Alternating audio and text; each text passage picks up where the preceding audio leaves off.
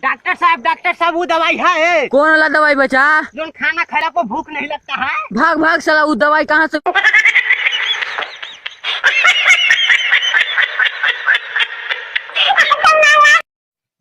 तोरा बिना दुनिया वीरान लागे गोरी रे, तोरा बिना दुनिया वीरान लागे गोरी।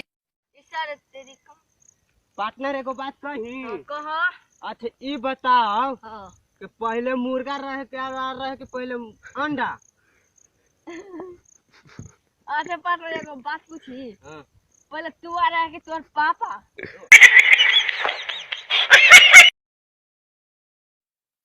तोरा घर के काम उम हो गए? हाँ खाना खा ले ली? हाँ। अब आगे क्या करे के बा? अब आगे क्या करे के बा? शादी उदी करे के बा, बाल बच्चा पैदा करे के बा।